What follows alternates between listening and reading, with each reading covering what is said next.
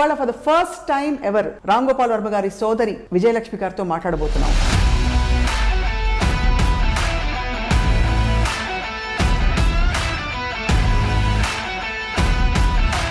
మీరు ఒక చెల్లెలుగా అన్నయ్య ఎలా కనిపిస్తారు మీకు ఒక పదంలో చెప్పాలంటే? Heights of high.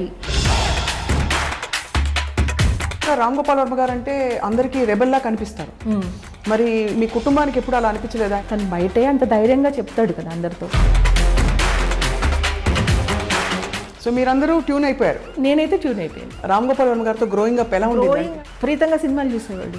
Best episode నాకు గుర్తుంది ఏంటంటే, ఒక సినిమా ఉంది, ఫస్ట్ స్టార్టింగ్ ఒక ట్రైన్ బ్లాస్ట్ ప్లాన్ చేస్తారు విలన్స్. అంటే ఎప్పుడో ఒక 40 years బ్యాక్, ఇప్పుడు కాదు అది. మా మావయ్య నేను రాము వెళ్ళాం. మావయ్య నాకు ఒకటి అర్థం అవ్వలేదు ఆ సినిమాలో. రాము గారు డైరెక్టర్ తప్పు అని చెప్పాడు. పైగా మొన్న ఒక అబ్బాయి బ్లడ్ టెస్ట్ కోసం వచ్చాడు. బ్లడ్ టెస్ట్ ఎంతసేపు చేస్తారు? అది కూడా సెకండ్ సేవ్. అబ్బాయికి ఎటు ఎలా చేయాలో అర్థంగా చుట్టూ తిరుగుతున్నాడు, ఏ యాంగిల్లో చేద్దామని. ఇప్పుడు అమితాబ్ బచ్చన్ లాంటి ఒక గ్రేట్ లెజెండ్ని డైరెక్ట్ చేసిన ఆ సందర్భం వచ్చినప్పుడు మీరు చెల్లెలుగా ఎలా ఫీల్ అయింటారో అనిపిస్తుంది. రామ్ గోపాల్ వర్మతో చేయడం బచ్చన్ గారు కూడా చాలా గ్రేట్ అనే ఫీలింగ్ వచ్చింది. అబ్బా సూపర్. ఎందుకంటే అమ్మాయిల పిచ్చి అంత ఉందని నాకు అనిపించలేదు. మీకు ఎలా అనిపిస్తుంది ఒక సిస్టర్గా? దానికి నేను చెప్తాను ఎగ్జాంపుల్. చిన్నప్పుడు అంటే 14, 15, 16 years ఏజ్ అప్పుడు ఒక ఫ్రెండ్ ఒక అమ్మాయి వచ్చేది. ఆ అమ్మాయిని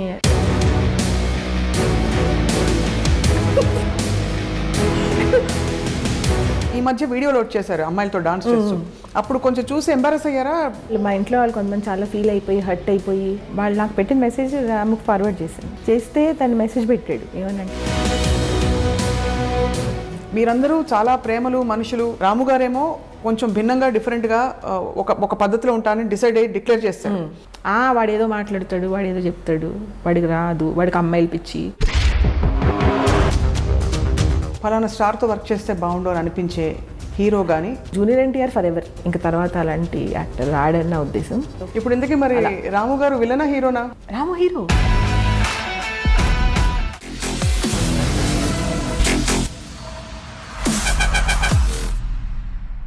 hello and welcome to this very very special conversation. నేను సొసైటీకి చాలా దూరంగా ఉన్నాను, సొసైటీ రూల్స్ని ఏమాత్రం పాటించను, నాకు కుటుంబంతో బంధుత్వాలతో ఏమాత్రం నిమిత్తం లేదు అని చెప్పుకునే రామ్ గోపాల్ వర్మ గారి కుటుంబంలోకి తొంగి చూస్తే అర్థమవుతుంది. మేబీ మనం ఏమన్నా పాయింట్ మిస్ అవుతున్నావా అనిపిస్తుంది. ఇవాళ for the first time ever Ram Gopal Varma గారి సోదరి విజయలక్ష్మి గారితో మాట్లాడబోతున్నాం. ఆవిడని చూస్తే నిజంగా మన ఇంట్లో మన కుటుంబ సభ్యులు చూసినట్టే అనిపిస్తుంది. నిజానికి వారి తల్లిగారితో మనం గతంలో ఒకసారి మాట్లాడాం అండ్ ఆవిడ అభిప్రాయాలు కూడా తెలుసుకున్నాం. ఇప్పుడు రామ్ గోపాల్ వర్మ గారి ఈ ప్రయాణం గురించి, తన ఫిలసాఫికల్ జర్నీ గురించి ఏమనుకుంటున్నారో వారి సోదరి విజయలక్ష్మి గారి నోట విందాం. వారి చెల్లెలు యాక్చువల్లీ. అండ్ ఆవిడని చూస్తే మీకే అర్థమైపోతుంది ఎందుకు ఇంత ఇంట్రొడక్షన్ ఇచ్చానని చెప్పి. విజయలక్ష్మి గారు నమస్కారం. Thank you so much. నమస్తే. చాలా అందంగా చాలా బాగా కనిపిస్తున్నారు. థ్యాంక్ యూ స్వప్న. ఇది ఫస్ట్ ఇంటర్వ్యూ అని చెప్పి స్మైల్ నాకు చాలా నచ్చుతుంది. Thank you. మీ మనసు చాలా పెద్దది కాబట్టి మీరు అందరిలో మంచి చూస్తారు. అవునా? సో ఫస్ట్ ఇంటర్వ్యూ మీది ఇది దాదాపుగా ఆన్ కెమెరా ఫస్ట్ ఇంటర్వ్యూ. ఎప్పుడు నేను ఎవరితో ఇంతవరకు ఎప్పుడు అంటే చాలా మంది అడిగారు కానీ నేను ఎప్పుడు అసలు ఒప్పుకోలేదు ఇంతవరకు. గుడ్ ఫార్చ్యూన్ మాదే. స్వప్న అనగానే ఇంకా నేనేం ఆలోచించలేదు, వెంటనే ఒప్పేసుకున్నాను. ఎందుకంటే నాకు తెలుసు కదా, నేను 10-12 years నుంచి ఫాలో అవుతున్నాను కాబట్టి, చాలా సెన్సిబుల్గా ఉంటావు కాబట్టి నేను అసలు ఇంకా ఆలోచించలేదు, వెంటనే ఒప్పేసుకున్నాను. అందుకే ఇంతవరకు చాలామంది చాలా అడిగారు కానీ ఎప్పుడు నేను అసలు వెంటనే నో చెప్పేసేదాన్ని, ఇంకా ఆలోచించుకుంటా వెంటనే చెప్పేసాను. Thank you so much. I feel honoured. And Varma గారితో it has been a journey. మా అందరికీ కూడా యాజ్ అన్ ఇంటర్వ్యూయర్ నాకు అండ్ ప్రపంచానికి కూడా రామోయిజం ఒక జర్నీ. మీరు ఒక చెల్లెలుగా అన్నయ్య ఎలా కనిపిస్తారు మీకు ఒక పదంలో చెప్పాలంటే? ఒక పదంలో చెప్పాలంటే రామ్ గోపాల్ వర్మ పేరు వినగానే హైట్స్ ఆఫ్ హై వచ్చేస్తుంది. చాలా హై వస్తుంది. ప్రతి నిమిషం జీవితం చాలా కొత్తగా ఆనందంగా అనిపిస్తుంది పేరు వినగానే. అంటే ప్రతిరోజు ప్రతి నిమిషం ప్రతిసారి అదే ఫీలింగ్ వస్తుంది. ఒకసారి ఒక ఫీలింగ్ స్టార్ట్ అయ్యాక అది తగ్గుతూ పెరుగుతూ ఉంటుంది కదా, కానీ నాకు ప్రతిసారి ప్రతిరోజు చాలా హై వస్తుంది. కానీ వర్మ గారు, రామ్ గోపాల్ వర్మ గారు అంటే అందరికీ రెబెల్లా కనిపిస్తారు. మరి మీ కుటుంబానికి ఎప్పుడు అలా అనిపించలేదా, ఆయన రెబెల్ వెళ్తున్న దారికి అడ్డంగా వెళ్ళారు ఆయన అని? అడ్డంగా వెళ్తున్నారు ఎందుకు అలా వెళ్ళడం అలా వెళ్ళడం అనవసరం కదా అని. అంటే ఒక ఫ్యామిలీ మెంబర్గా ఉంటుంది కదా కన్సర్న్, ఎప్పుడైనా అనిపించింది అలా? అలా ఎప్పుడు అనిపించదు స్వప్న. ఎందుకంటే ఇప్పుడు తను టీవీలోనే, తను బయటే అంత ధైర్యంగా చెప్తాడు కదా అందరితో, ఏమవుతుంది ఏం అవ్వదు, ఎలా వెళ్ళినా ఏం అవ్వదు, అది మీ ఇష్టం వచ్చినట్టు ఉండండి అని. ఇప్పుడు ఇంట్లో తను అలా ఏం చెప్పడు, కానీ తను అక్కడ పక్కన కనిపిస్తేనే మనకు ఆ ఫీల్ వచ్చేస్తుంది, ఆ ధైర్యం వచ్చేస్తుంది, ఆ ప్రెజెన్సే వేరేగా ఉంటుంది. ఇప్పుడు నువ్వు అలా రామోయిజం స్టార్ట్ చేసినప్పుడు, నువ్వు అలా మాట్లాడుతున్నప్పుడు అంత బాగా అంత సెన్సిబుల్గా మాట్లాడగలిగావంటే తన ప్రెజెన్స్తోనే కదా, తన బాడీ లాంగ్వేజ్, తన ప్రెజెన్స్, ఆ సెన్సిబిలిటీ అది ఉంది కాబట్టి నువ్వు అలా మాట్లాడుతావు. అలా ఉంది కాబట్టే తను అలా చెప్పగలుగుతాడు, నీకు అది ఉంది కాబట్టి. ఇక్కడ కూడా అంతే. సో మీరందరూ ట్యూన్ అయిపోయారు ఒకలా చూసుకుంటే? అందరూ కాదు, నేనైతే ట్యూన్ అయిపోయాను. మీరైతే ట్యూన్ అయిపోయారు, అవును. మళ్ళీ ఇంట్లో అందరూ ఇండివిజువల్స్ అన్న విషయం కూడా ఇండివిజువల్స్ ఉంటుంది, వాళ్ళకి వేరే వేరే అభిప్రాయాలు ఉంటాయి, ఉండొచ్చు. నేనైతే అంటే ఇప్పుడు చాలా మందితో ప్రాబ్లం ఏమవుతుందంటే బ్రదర్ కాబట్టి అయిపోయాను అనుకుంటారు. అది అవును, అది అంటే దానికి నేను ఎక్స్ప్లెనేషన్ ఇచ్చిన అది అతుకుతుందో లేదో నాకు తెలియదు, కానీ ఒకవేళ తను బ్రదర్ కాకుండా ఎవరో అయినా కూడా నేను ఇంకా ఎక్కువ మాట్లాడేదాన్ని, ఇంకా ఎక్కువ చెప్పేదాన్ని. బ్రదర్ కాబట్టి ఇంకా ఎవరితో అంత నేను చెప్పాను కదా, ఎవరికి ఇంతవరకు ఇవ్వలేదు అని. ఇవ్వకపోవడానికి కారణం ఏంటంటే ఆయన ఎవరికి అర్థం కాదమ్మా, నేను ఇంతవరకు చూడలేదు. అర్థం చేసుకునే వాళ్ళు చాలా చాలా తక్కువ. నాకు తెలిసి అర్థం చేసుకునే వాళ్ళని వేళ్ల మీద లెక్క పెట్టచ్చు. అవునా? చాలా తక్కువ మందికి అర్థం అవుతుంది. అందుకే నేను ఎవరితో ఆర్గ్యుమెంట్ పెట్టను, ఎవరికి ఇంటర్వ్యూ ఇవ్వని కారణం కూడా అదే.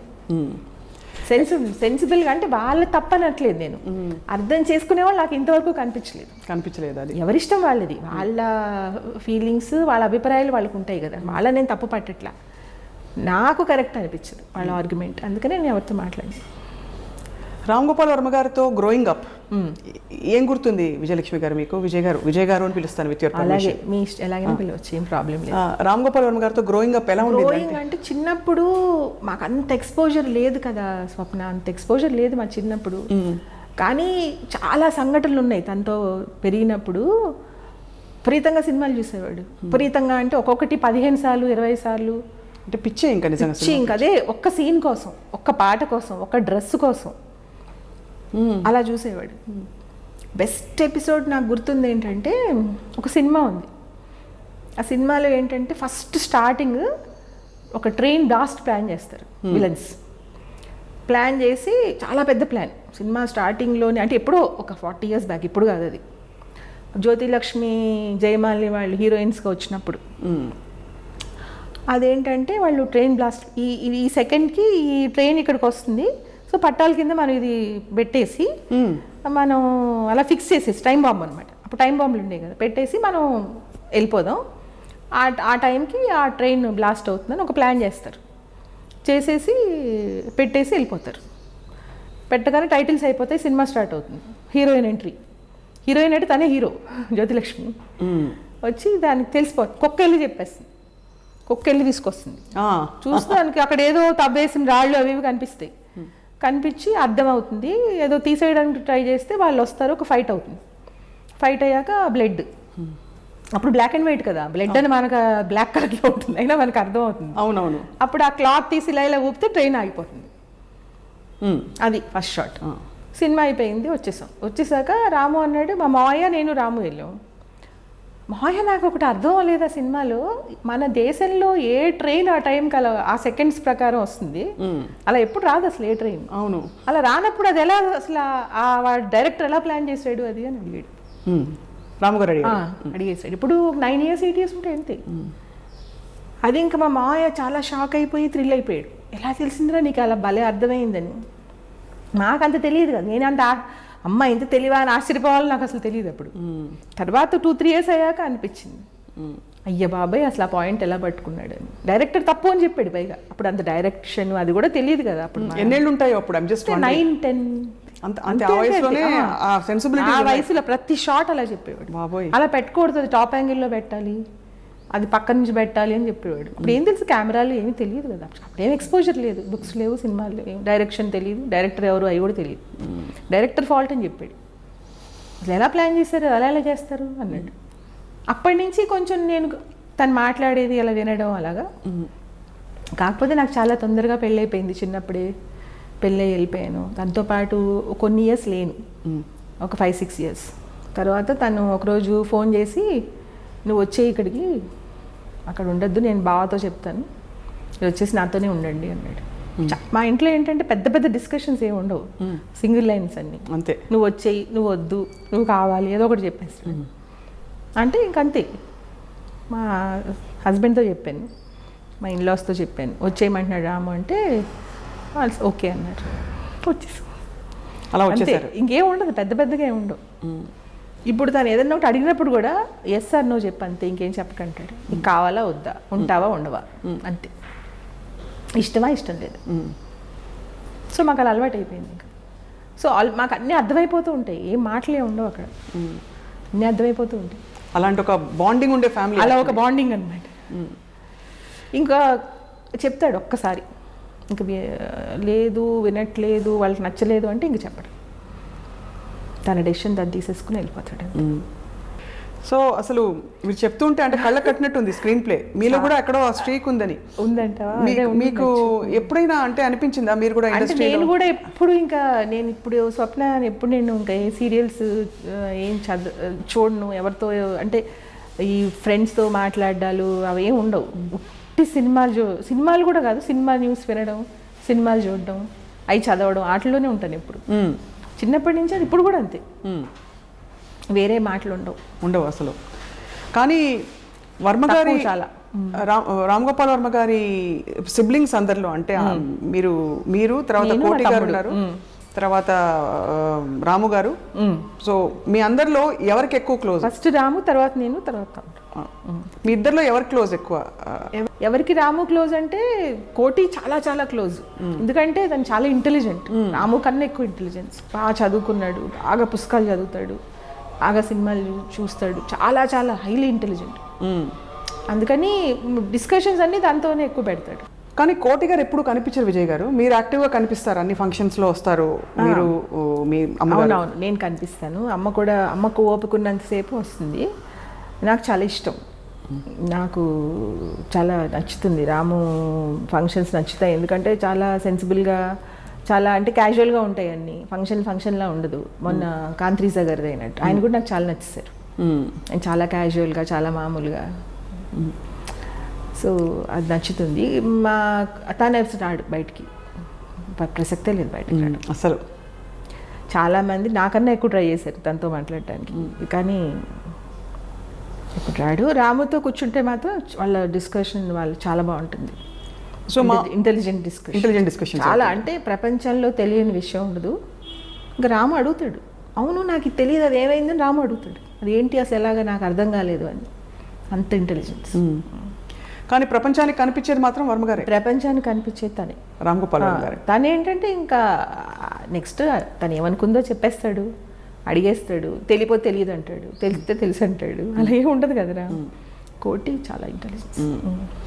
మీరు ఎంత ట్రెడిషనల్గా కనిపిస్తున్నారు విజయ్ గారు, మీ ఇంట్లో కూడా నేను నాకు తెలిసినంత వరకు కొద్దిగా చాలా ట్రెడిషనల్, అంటే లిబరేటెడ్గా ఉన్నా కూడా ట్రెడిషనల్గా ఉంటారు చాలా, అంటే పద్ధతులు, కట్టుబొట్టు, భోజనం, అన్ని ఆహార వ్యవహారాలన్నీ కూడా ఒక పద్ధతి ప్రకారం జరుగుతాయి. మరి ఇంత భిన్నంగా కనిపించే రాము గారు, ఆయన్ని మీరు ఎలా యాక్సెప్ట్ చేసుకుని ఆయన మార్పులు, అంటే ఆయన డయట్ మొదలుకొని అన్నీ కూడా మీరు ట్యూన్ ఇన్ అయిపోయారు, అది ఎలా సాధ్యమైంది మీకు?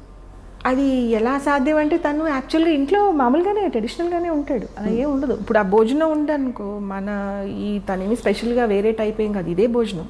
చిన్నప్పుడు మా అమ్మ ఏం పెట్టేదో ఇప్పుడు అదే, కాకపోతే తను అసలు ఏం తింటున్నాడో కూడా తెలియదు. అక్కడ పెడితే తను నచ్చితే తింటాడు, నచ్చకపోతే వదిలేస్తాడు అంతే. అసలు ఏం ఉండదు ఇంట్లో, చాలా మామూలుగా, చాలా క్యాజువల్గా పని అయిపోవాలంతే. పనికి అడ్డొస్తే తప్ప, తన పనికి మనం అడ్డొస్తే తప్ప దేనికి ఏమంట అసలు ఏమన్నా జరగని, ఏమన్నా అయిపోయి అస్సలు. ఒక పెద్ద కష్టమైన విషయం అంటే రాము గారు లాంటి వ్యక్తితో ఉండడం, బికాజ్ ఏమి అడగరు, చెప్పరు, డిమాండ్ చేయరు, కాబట్టి మీరే తెలుసుకుని అన్నీ చేయాలి. కరెక్ట్ సో తెలుసుకోవాలి. ఈ ప్రాసెస్లో మీరు చేసేవేవి కూడా దానికి హర్ట్ అవ్వకూడదు.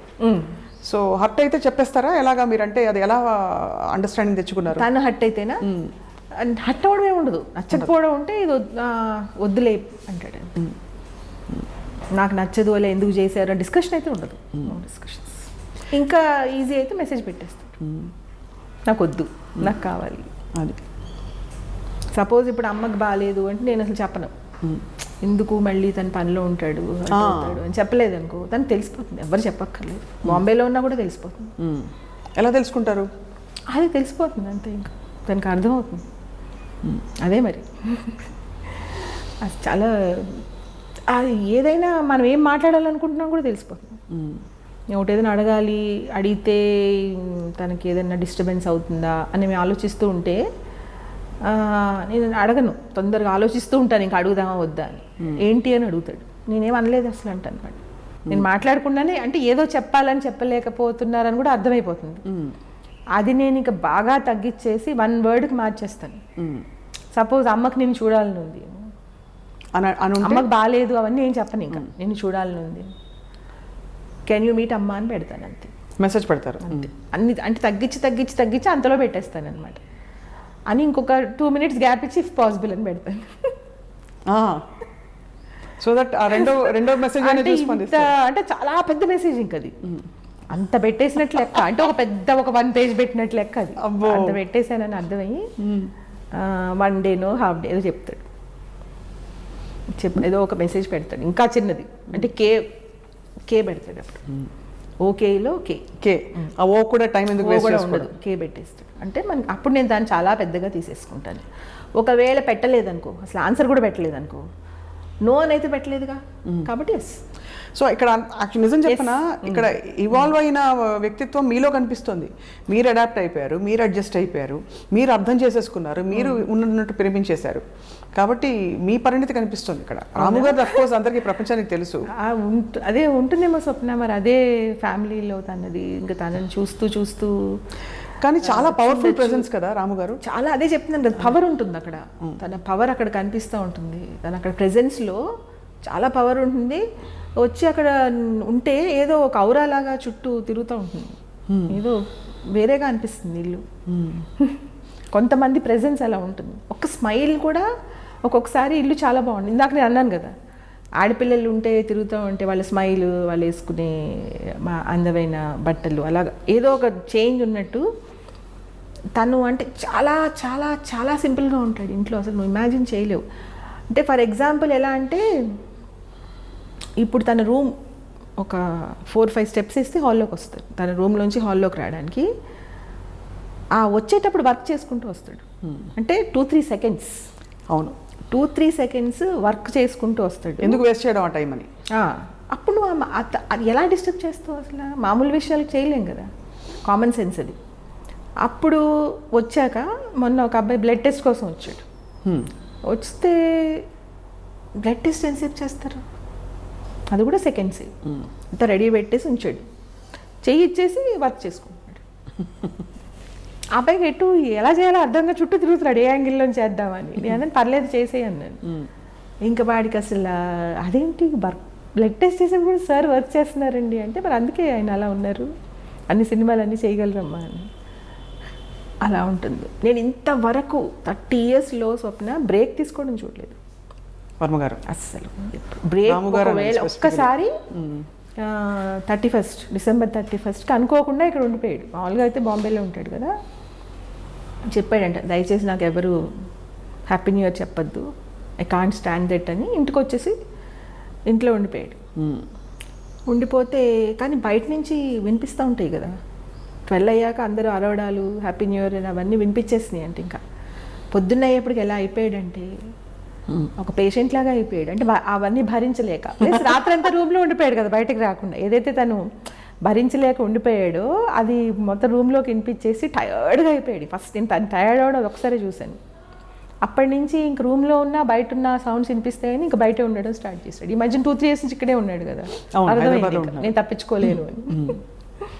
అలా. సో ఇన్నేళ్ళు మీరు కలిసి పెరిగిన రోజుల్లో తర్వాత కానీ మీరు మాట అనుకుని మామూలుగా అన్న చెల్లెళ్ళకి జరుగుతూనే ఉంటుంది అలగడం. అవును.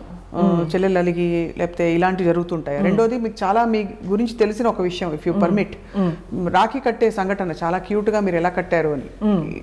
సో ఫస్ట్ అసలు మీ ఇద్దరికి ఏమన్నా పోట్లాట్లు ఎప్పుడైనా అయ్యాయి? పోట్లాట్లు అంటే అదే నాకు అర్థమైంది. పోట్లాటలు అనేది ఉండదు. ఒకటి తను ఏం చెప్తాడంటే నాకు అలా డిప్రెస్ అవ్వడాలు ఏడవడాలు ఇష్టం ఉండదు ఎప్పుడు చిన్నప్పటి నుంచి చెప్తాడు. కానీ మనకి కొన్ని సందర్భాల్లో ఇప్పుడు నాన్నగారు చనిపోయినప్పుడు అలా అప్పుడు ఇంకా ఏడుపు ఆగదు కదా. అవును. అప్పుడు ఏం చేసాడంటే ఇంకా ఏడ్చే అవకాశం లేకుండా చేసేసాడు. ఇంట్లో ఎవరు బయట వాళ్ళు వచ్చి చూడడానికి వీల్లేదు. అమ్మని చెల్లిని కలవకూడదు. కలిస్తే ఏడుస్తారు కదా, మళ్ళీ ఎమోషనల్ అవుతాం కదా మనం. సో ఆపేసాడు బయట ఇద్దరు మనుషులను పెట్టి ఎవరు రాకుండా. మా అమ్మ ఏడిస్తే మా చెల్లి ఏడిస్తే నాకు ఇష్టం ఉండదు, ఇంకా ఎవరు రావద్దు అని. అప్పుడు సార్ అంత కేర్ తీసుకున్నప్పుడు ఆ ఏడుపు ఆపుకోవడం అనేది మనం అలవాటు చేసుకోవాలని అనిపిస్తుంది కదా, ఆ ధైర్యం తెచ్చుకోవాలి అని. ఆ కేరే చూసారు మీరు ఎప్పుడు కూడా? ఎప్పుడు అసలు దెబ్బలాట అనేది ఎప్పుడు లేదు. కాకపోతే అలాంటి చిన్న వాటికి చెప్తాడు నాకు అలా ఏడిస్తే ఇష్టం ఉండదు, డిప్రెస్ వరి అయితే ఏమొస్తుంది, వరి అయ్యావనుకో నీకు సొల్యూషన్ దొరుకుతుందా అని అడుగుతాడు. మొన్న వరి ఎపిసోడ్ ఎక్సలెంట్ కదా మీ ఇద్దరిది, చాలా మందికి అది ఉపయోగపడింది. కరెక్ట్ కదా, వరి అయితే రాదు, సొల్యూషన్ ఏంటని చూసుకోవాలి. అది చాలా. ఇంకొక సెన్సిటివ్ ఇష్యూ విజయ్ గారు, చెప్పమ్మా విషయం. రత్న గారి గురించి ఎప్పుడు రాము గారు చాలా ఓపెన్ గా ఇంటర్వ్యూస్ లో చెప్పారు సందర్భాలు వచ్చినప్పుడు. రత్న గారు మీకు చాలా క్లోజ్ ఫ్రెండ్, చాలా అండ్ ఆల్మోస్ట్ అంటే she still of course part of the family. So ఇప్పుడు కూడా తనతోనే మాట్లాడుతాను. ఈ డెలికేట్ ఈక్వేషన్ ని మీరు ఎలా బ్యాలెన్స్ చేస్తారు? అంటే ఎలా అంటే ఇప్పుడు వాళ్ళిద్దరూ చాలా ఫ్రెండ్స్ లాగే ఉంటారు. అంటే వాళ్ళిద్దరు ఇప్పుడు ఎలా ఉంటారంటే చాలా మామూలు ఫ్రెండ్స్ లాగా, మేమిద్దరమేమో చాలా క్లోజ్ ఫ్రెండ్స్ లాగా. అది అవును. తర్వాత ఇప్పుడు రాము విషయంలో ఇప్పుడు రాముతో ఉంటాను నేను, రత్నతో ఇద్దరితో ఉంటాను కదా, రోజంతా ఇద్దరితోనే ఉంటాను. తనతో ఉంటాను, తినతో ఉంటాను, తను వచ్చినప్పుడు తనతో ఉంటాను. కానీ అలా ఇప్పుడు అసలు ప్రాబ్లం రాదు. ప్రపంచానికి విజయ్ గారు రాము గారి లైఫ్ ఒక లివింగ్ ఎగ్జాంపుల్. అంటే అనుకున్నది ఎలా సాధించవచ్చు, మన ఏ పరిస్థితుల నుంచి ఎలాంటి బ్యాక్గ్రౌండ్ నుంచి వచ్చినా కూడా మనం ఒక లక్ష్యం సాధించుకోవచ్చు అని ప్రూవ్ చేశారు. రెండోది ఏది జరిగినా కూడా మనం ఎక్కడా కూడా మనం డిస్టర్బ్ కాకుండా లైఫ్ని కొనసాగించవచ్చని, మన ఇష్టం వచ్చినట్టు బ్రతకచ్చని, అండ్ ఆనందం సంతోషం మన లోపలే ఉన్నాయి, బయట నుంచి వచ్చేవి కాదని, అనవసరమైన విషయాలపై మెదడు ఉపయోగించకూడదు, అవసరమైన పరిష్కారాలపైనే పెట్టాలి, ఇవన్నీ చెప్తూ వచ్చారు. రామ్ గోపాల్ వర్మ గారు కాలేజీలో చదువుతున్న ఒక అన్నయ్య సడన్గా ఆయన అనుకుని ఒక సినిమా తీసేసి ఇప్పుడు అమితాబ్ బచ్చన్ లాంటి ఒక గ్రేట్ లెజెండ్ని డైరెక్ట్ చేసిన ఆ సందర్భం వచ్చినప్పుడు మీరు చెల్లెలుగా ఎలా ఫీల్ అయింటారో అనిపిస్తుంది. అంటే నాకు చూసేసాను కదా తన హైట్స్ అన్ని చిన్నప్పటి చూసేసాను కదా స్వప్న. అంటే ఇప్పుడు ఎలా అనిపించేది అంటే నాకు బచ్చన్ గారితో చేయడం గ్రేట్ అనే ఫీలింగ్ ఉన్నా, రామ్ గోపాల్ వర్మతో చేయడం బచ్చన్ గారు కూడా చాలా గ్రేట్ అనే ఫీలింగ్ వచ్చింది. అబ్బాబ్బాబ్బా సూపర్. ఎందుకంటే అలా ఎవరు చూపించలేదుగా. బచ్చన్ గారు చాలా గొప్ప సినిమాలు చేశారు, ఆయన చాలా గొప్ప యాక్టర్. కానీ సర్కార్ లాగా ఏ సినిమా లేదు కదా. సో అలా ఎక్కువ అంతే అంతే. సో దట్ వాస్ అది మీ అంటే నాకు అందరూ చాలా మంది నాకు చాలా గ్రేట్గా అనిపిస్తారు. చాలా మంది ఉంటారు, చాలా మంది చాలా గ్రేట్గా అనిపిస్తారు. కానీ చాలామంది నేనంటే ఎప్పుడు నేనేమంటానంటే వాళ్ళ అదృష్టం అని అంటాను రాముతో. ఎప్పుడు అబ్బా ఎంత అదృష్టం రాము నీతో చేయడం అంటాను. అంటే ఇప్పుడు నువ్వు అడిగావు కాబట్టి చెప్తున్నాను, లేకపోతే వేరే వాళ్ళ దగ్గర అయితే అలా చాలా బాగా చెప్పారు మీరు. నాకు అది అలా అనిపిస్తుంది ఎప్పుడు. అంటే ఆయనకి ఎవరితో చేస్తే అలాంటి సర్కార్ లాంటి సినిమా చేయగలుగుతారు అనిపించింది కదా, అలా అనిపించింది. సో అన్నయ్యలో ఎప్పుడు మీకు ఏ విమర్శ కనిపించలేదు? అంటే ఒక విమర్శించే విషయం కానీ కనిపిస్తుంది. ఎందుకు కనిపించదు? ఇలా చేయకూడదు, చేసి ఉండకూడదు. ఎలా అంటే ఇప్పుడు తను ఓటీటీని సపోర్ట్ చేస్తాడు కదా, ఓటీటీ నాకు అది నచ్చదు. బయట సినిమానే నాకు నచ్చుతుంది, థియేటర్లో సినిమా నచ్చుతుంది. తర్వాత ఒకటి ఏంటంటే ఇప్పుడు నాకు ప్రేమ లేదు, నాకు పిల్లలు ఇష్టం ఉండదు, నాకు ఫ్యామిలీ ఇష్టం ఉండదు అని తను ఏదైతే అంటాడో అది నాకు ఇష్టం. నాకు మనుషులు చాలా ఇష్టం, నాకు పిల్లలు ఇష్టం, అలా చాలా ఇష్టం. పెళ్ళికి మాత్రం నేను కూడా అగెన్స్ట్. పెళ్ళి నాకు ఇష్టం ఉండదు. అంటే మా హస్బెండ్ మా ఇన్లాస్ చాలా మంచోళ్ళు, నన్ను చాలా ముద్దుగా చూసుకునేవారు మా ఇన్లాస్. మనవరాలను పెంచినట్టు పెంచారు నన్ను. 16 yearsకి పెళ్ళి అయిపోయింది కదా. మా హస్బెండ్ కూడా మంచి ఆయన, అలా ఏం లేదు. కానీ నాకు పెళ్ళి అయితే నాకు ఇష్టం లేదు. కానీ అప్పట్లో రాము అప్పుడు ఇష్టం లేదు, ఇప్పుడు కూడా ఇష్టం లేదు. పెళ్ళి కాన్సెప్ట్ నాకు అసలు నచ్చదు. కానీ రాము గారు రాముయిజంలో చూసిన తర్వాత ఆబ్వియస్లీ కొంచెం ప్రభావం పడుతుంది కదా. అవును. మరి రెండింటిని ఎలా సమాధానపరుస్తారు? ఒకవైపు మీరు మ్యారీడ్, చక్కగా చాలా devoted daughter law, devoted wife, devoted daughter, devoted sister, అన్ని విధాల. ఎందుకంటే వాళ్ళని నేను మళ్ళీ మంచి చెప్పాను కదా దాన్ని చాలా ముద్దుగా ప్రేమగా చూసుకుంటారు. ఇన్లాస్ అని మర్చిపోయి ఒక అమ్మమ్మ తాతయ్య లాగా అనుకుంటారు. అలా చూసుకుంటారు మీరు? అలా చూసుకుంటారు. ఆ బంధుత్వాలు అంటే వాళ్ళు నన్ను ఆ ఫీలింగ్ రానివ్వరు. నన్ను దేనికి అడ్డు కోడలు అని అనరు. ఇష్టం వచ్చినట్టు నువ్వు వెళ్ళిపో, నువ్వు పడుకో, ఇప్పుడు నేను ఇలా బయటకు వస్తున్నానంటే వెళ్ళిపోమ్మా, నువ్వు మళ్ళీ రాకు, మేము చూసుకుంటావులే అంటారు. మళ్ళీ అలా కాబట్టి నాకు ఎప్పుడు అలా వాళ్ళ వల్ల అయితే ఏం ప్రాబ్లం లేదు. కానీ మామూలుగా నా అభిప్రాయం మాత్రం పెళ్ళి అనేది నేను కూడా అగేన్స్ట్.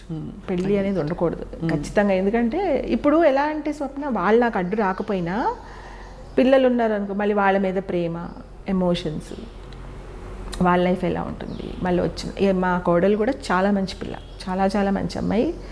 వాళ్ళ పేరెంట్స్ మంచోళ్ళు, అందరూ మంచోళ్ళు.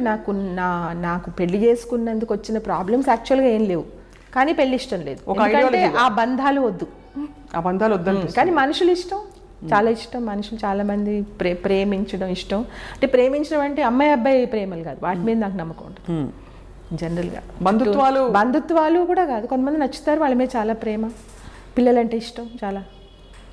పిల్లలు అంటే చంటి పిల్లలు కాదు, ఇలా ఒక ఏజ్ పిల్లలు, మీ ఏజ్ పిల్లలు అంటే చాలా ఇష్టం. వాళ్ళతో ఒకలాగా మాట్లాడడం చాలా ఇష్టం. అర్థమవుతుంది. కానీ పెళ్లి కాదు, మనసు పెళ్లి కాదు. ఒక విధమైన అలా రాము ఒక్కడే ఉండడం నాకేం నచ్చదు. ఎందుకు ఒక్కడే ఉండడం, అందరితో ఉండొచ్చు కదా అనిపిస్తుంది. తను ఇచ్చిన ఆన్సర్ మళ్ళీ నాకు నచ్చుతుంది. బంధాలు పెట్టుకుంటే పని అవ్వదు అని. రైట్. ఇప్పుడు ఒక్క సెకండ్ వేస్ట్ చేయని మనిషి ఖచ్చితంగా మరి బంధాలు పెట్టుకుంటే టైం వేస్ట్ అవుతుందిగా. మరి ఆన్సర్ ఇచ్చేసాడు కదా అక్కడే. ఒక్క సెకండ్ వేస్ట్ చేయని మనిషి మీరు బాగున్నారా అంటాం కూడా వేస్ట్ అని అంటారు ఓపెన్గా. ఇప్పుడు నేను ఎంత తగ్గించేసి పెట్టిన మెసేజ్ తన వైపు నుంచి కే వచ్చింది. ఒక్కొక్కసారి కే కూడా రాదు. కే రాదంటే ఎస్ అని ఓకే అని అర్థం, నో అని అయితే పెట్టలేదు కదా. అదే కాబట్టి మీరు అలా నాకు అర్థమైంది. అంటే ఇప్పుడు పెట్టలేదు అంటే ఏంటి అర్థం? ఓహో నో అయితే కాదు కదా, ఖచ్చితంగా వస్తాడు. అమ్మ గురించనే కదా, ఏదైనా ఒక పని. చాలామంది అడుగుతారు ఏం పెట్టలేదు ఏంటి అంటే, ఏం పెట్టలేదు అయితే ఎస్ అంటాను అనమాట. నో అని పెడితే నో. అలా మీరు ఇప్పుడు నీతో మాట్లాడుతున్నాడు అనుకో రాము, ఎన్ని గంటలు మాట్లాడినా, అవును స్వప్నతో మాట్లాడడం కరెక్ట్, సెన్స్ ఉందిగా, వాళ్ళిద్దరు మాట్లాడుకున్నందుకు ఒక ఉపయోగం వచ్చింది. మాతో మాట్లాడితే ఏమొస్తుంది? మాట్లాడక్కర్లేదు అయ్యయ్యో అనుకుంటాను. అంత అన్కండిషనల్లీ లవింగ్ మీరు విజయ్ గారు. నిజంగా ఒక మాట అడుగుతాను, ప్రశ్న తప్పైతే మనం ఎడిట్ చేసేద్దాం, అలాగే లేదంటే కంటిన్యూ చేద్దాం, ఏం పర్లేదు అడుగుదాం. అంత అమ్మాయిల గురించి మాట్లాడుతూ ఉంటారు ఎప్పుడు, అమ్మాయిల పిచ్చి అంత ఉందని నాకు అనిపించలేదు. మీకు ఎలా అనిపిస్తుంది ఒక సిస్టర్గా? మీరు అంత దగ్గరగా గమనించారు కాబట్టి, నిజంగా అంత అమ్మాయిల పిచ్చి ఉన్నట్టు కనిపిస్తారు, చెప్తారు పదే పదే అమ్మాయి గర్ల్ ఉమెన్ అని మాట్లాడతారు కాబట్టి, అది ఊరికే ఒక స్టేట్మెంట్ చేయడానికి అంటారా, ఇది నిజంగా వాస్తవం అంటారా? ఆయన ఖచ్చితంగా స్టేట్మెంట్. దానికి నేను చెప్తాను ఎగ్జాంపుల్. చిన్నప్పుడు అంటే 14, 15, 16 ఇయర్స్ ఏజ్ అప్పుడు మా ఫ్రెండ్ ఒక అమ్మాయి వచ్చేది మా ఇంటికి, అనురాధ అని ఒక అమ్మాయి వచ్చేది. ఆ అమ్మాయిని అబ్బా మీ కళ్ళు ఎంత బాగున్నాయో అనేవాడు. అప్పట్లో అంత అమ్మాయి ఎదురుగుండా అమ్మాయిని కమెంట్ చేసేంత ధైర్యం ఎవరికి ఉండేది కాదు. అమ్మాయి చాలా మురిసిపోయేది, అబ్బా మీ అన్నయ్యకి నా కళ్ళు నచ్చినాయి అంటాను. తర్వాత నేను అన్నాను ఏంట్రాము అమ్మాయిని అలా, అమ్మాయికి అసలు మెల్లకన్ను అని. అలా ఎలా అన్నావు అన్నాను. అబ్బా ఏదో ఎఫెక్ట్ కోసం అన్నానులే, నేను అసలు చూశాను ఏంటి అన్నాడు చిన్నప్పుడు. ఇప్పుడు జయసుధ్ గారు, శ్రీదేవి గారు వాళ్ళు చెప్తారు. జయసుధ్ గారు అంటారు రాము గారు అందరిని అలా అనేస్తారండి, ఆయనకి ఏం ఉండదు అసలు. శ్రీదేవి గారితో అసలు మీరే అంటారు, జయసుధ్ నాతోనేమో అసలు మీరే అంటారు, నేనేం నమ్మను ఆయన చెప్పినవన్నీ అని అంటారు ఇప్పుడు జయసుధ్ గారు. మేము బ్యాంక్ వెళ్ళేవాళ్ళం నేను రాము కొన్ని రోజులు. నాకు అది బ్యాంక్ వెళ్ళి డబ్బులు డ్రా చేసుకోవడం రాదు, నన్ను తీసుకెళ్ళేవాడు. అక్కడ క్యాషియర్ ఒక అమ్మాయి ఉండేది. ఆ అమ్మాయి కొంచెం అప్పుడే జస్ట్ జాబ్లో జాయిన్ అయ్యింది, చిన్నపిల్ల. మీ స్మైల్ చాలా బాగుందండి అన్నాడు వచ్చేప్పుడు. ఇంకా అమ్మాయి అసలు తర్వాత రాము రాకపోయినా తెగ స్మైల్స్ ఇచ్చేసి తెగ మురిసిపోయి కానీ ఎఫెక్ట్ అమ్మాయి సంతోషంగా ఉంటుంది కదా. అలా ఏదో ఒక మాట చివరిలో అనేసాడు అనుకో పని అయిపోయాక, ఇంకా వాళ్ళు అందులోనే ఉంటారు. అయిపోయింది. అసలు ఎంత క్యూట్ గా అర్థం చేసుకున్నారంటే చాలా రాము గారిని నిజంగా. బట్ ఎందుకు చేస్తారు అనేవాడు చిన్నప్పుడు, అసలు నువ్వు వైజయంతిమాలలో ఉంటావు అనేవాడు. అంటే రాము మా అమ్మ అనేది రాము నీకు చెల్లెల మీద ఎంత ప్రేమ ఉంటే మాత్రం అలా అనకు, వినేవాళ్ళకి బాగుండదు అని. వినేవాళ్ళకి ఎందుకమ్మా, దానికి బాగుంటుంది కదా అనేవాడు. అన్నాడట. ఎవరో ఏమనుకుంటే ఎందుకు, నా చెల్లెలు హ్యాపీగా ఉంటుంది కదా అని. అలా ఏదో ఒకటి అలా. ఇప్పుడు మనకి తను కావాలని ఇలా మనల్ని ఇంప్రెస్ చేయడానికి అంటున్నాడు అని తెలిసినా కూడా హ్యాపీగానే ఉంటుంది. ఇప్పుడు జయసుధ గారు శ్రీదేవి గారు అలా అన్నా కూడా ఆవిడ అంటారు, నాకు తెలుసు రాము అందరితో అలాగే మాట్లాడతాడని నాకు తెలుసు, బట్ స్టిల్ ఐఎమ్ హ్యాపీ అంటారు. అవును, స్టిల్ దేర్. ఎందుకంటే ఎక్కడో మళ్ళీ ఆ జెన్యూన్, అందులో ఏమీ మిస్బిహేవ్ ఉండదు కదా, ఎవరన్నా అలా అనేస్తారు. సో అంటే మీరు అన్నది చాలా బ్యూటిఫుల్గా అర్థం చేసుకున్నారు. అలాగనమాట. అండ్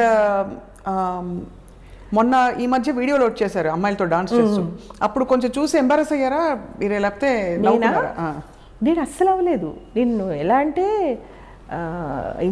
మా ఇంట్లో వాళ్ళు కొంతమంది చాలా ఫీల్ అయిపోయి చాలా హర్ట్ అయిపోయారు, ఇంకా మామూలుగా కాదు. అంటే బెంగ పెట్టేసుకుని ఇంక ఏడవడం ఒకటే తక్కువ. అంటే అప్పుడు నేను అది వాళ్ళ మెసేజ్, వాళ్ళు నాకు పెట్టిన మెసేజ్ రాముకు ఫార్వర్డ్ చేస్తే తను మెసేజ్ పెట్టాడు ఏమనంటే, ఇన్ని సంవత్సరాల నుంచి నన్ను చూసి నేనేంటో తెలిసి మన ఇంట్లో వాళ్ళు అలా అనుకున్నారు, నేనేదో ఎఫెక్ట్ కోసం చేస్తూ ఉంటాను అవన్నీ అన్నాడు. అది నాకు అర్థమైంది రాము, ఊరికే నేను జోక్గా పెట్టాను నీకు అన్నాను. అస్సలు అనిపించదు స్వప్న, ఎందుకంటే ఇప్పటి వరకు ఒక్క అమ్మాయి కూడా ఎప్పుడు అసలు తన మీద కంప్లైంట్ చేసిందా, నాతో మిస్బిహేవ్ చేశారు, నన్ను ఇలా అడిగారు, నువ్వు ఒప్పుకుంటేనే నేను నీకు అవకాశం ఇస్తాను అని ఎవరైనా ఎప్పుడైనా ఇంతవరకు ఒక కమెంట్ చేయలేదు 30 yearsలో? ఎప్పుడు చేయలేదు. అప్పుడే తను ఏంటో తెలిసిపోయింది కదా. ఇంకా అంటే నేనేమనుకుంటానంటే, ఇప్పుడు చాలామంది అడుగుతూ ఉంటారు రాముని, నన్ను పెట్టుకోండి సార్ మీ సినిమాలో అని, 100,000 లక్షల మంది అడుగుంటారు ఈ పాటికి. అప్పుడు రాము ఒక్కొక్కసారి టైం ఉంటే చెప్తాడు, లేదు నేను తర్వాత చూస్తాను అలా. ఒక్కొక్కసారి టైం లేనప్పుడు నో అని చెప్పేస్తాడు రూడ్గా.